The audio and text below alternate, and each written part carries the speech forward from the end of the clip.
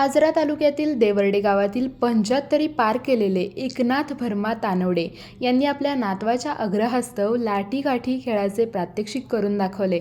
दसऱ्यामध्ये पालखीसमोर मर्दानी खेळ खेळले जातात. या मर्दानी खेळात तानवडे मामा लेझीम, दांडपट्टा अशा खेळांचे प्रात्यक्षिक करतात.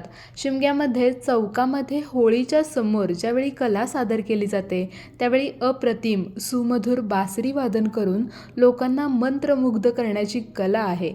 आज 75 पूर्ण करून सुद्धा शेतात राबून आपले आरोग्य अगदी ठणठणीत ठेवलं आहे. परवा खळ्यावर भाताची मळणी काढताना खास नातवाच्या अग्रहास्तव तानवडे मामांनी आपली कला दाखवत लाठी-काठी खेळाचे प्रात्यक्षिक करून दाखवले. आजही या वयात त्यांची स्फूर्ती आणि चपळाई भल्या भल्या तरुणाईला लाजवेल अशी आहे. डिजिटलच्या युगात आता निसर्गाकडे वळणे काळाची गरज बनली आहे. आरोग्य सांभाळायचे असेल तर व्यावसायिक दृष्टिकोन ठेवून युवकांनी शेतीकडे वळलं पाहिजे. आज तानवडे मामा हे युवकांसाठी आदर्श आहेत.